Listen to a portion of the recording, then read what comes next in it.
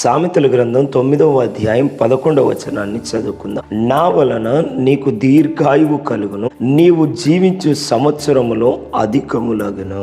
ప్రభువునందు నా ప్రియ సహోదరి సహోదరుడు, దేవుని వలన మనకు దీర్ఘాయువు అందుతుంది. దేవుని వలననే మనము, నేను, నీవు జీవించే సంవత్సరములు అధికములైతాయి. ప్రాణాత్మ దేహములు దేవుడు మన తల్లిదండ్రులకు బహుమానంగా ఇస్తే మనం జన్మించాం. అదే దేవుడు కీర్తనల గ్రంథం 65:11 అంటాడు, సంవత్సరమును దయా కిరీటాన్ని ధరింపజేశారు, ఆయన జాడలు సారం వెదజల్లుచున్నారు. ఆయన వలన కలిగిన ఈ జన్మ, ఆయన వలననే దయా కిరీటం అనే సంవత్సరాన్ని పొందుకుంటున్నాం. సంవత్సరాలు అధికములైతున్నాయి, దీర్ఘాయువులు కూడా నడిపించం.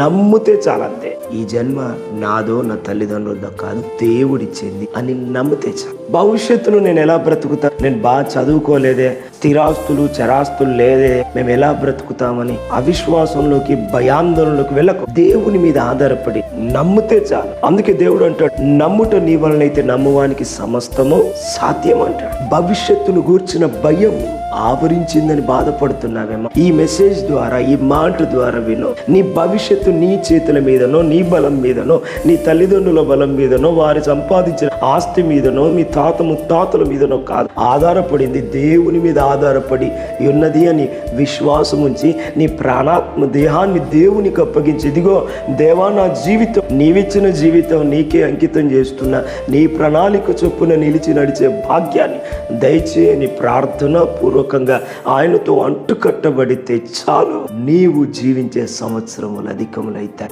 అధికములు మాత్రమే కాదు, దీర్ఘాయువులోకి నడిపించబడతావు. నీ దగ్గర ఏమున్నా లేకపోయినా, నా దగ్గర లేదే అని నువ్వు అనుకున్నా, నీ దగ్గర ఏముంది లేరా అని అనేక రకాలుగా సూటిపోటి మాటలతో సోదుల్లాగా పొడిచినా సరే శత్రువుల ముందు బహుజనాన్ని సిద్ధపరిచే దేవుడు, పడిపోయిన చోటే నిలబెట్టే దేవుడు, పనికిరాని నిన్ను పనికొచ్చే పాత్రగా మార్చి తన కొరకు బహుబలమైన సాధనంగా వాడుకోగలిగిన సామర్థ్యము కలిగి దేవుణ్ణి సేవిస్తున్నావన్న విషయాన్ని మర్చిపో. నీ జీవితాన్ని దేవునికి అప్పగించు. భవిష్యత్తు, నా జీవితం ఏమైపోతుందో, నేను మధ్యలోనే చచ్చిపోతానేమో, నా బిడ్డలు ఏమైపోతారో, నా కుటుంబం ఏమైపోతుందో అని బాధపడకు. దేవునికి అప్పగించు. దేవుడు నీ సంవత్సరములను అధికం చేసి దీర్ఘాయువులోకి నడిపిస్తాడు. దేవునితో అంటుకట్టబడి దీర్ఘాయువులోకి నడిపించబడదుముగాక. Praise the Lord. May God bless you. Amen.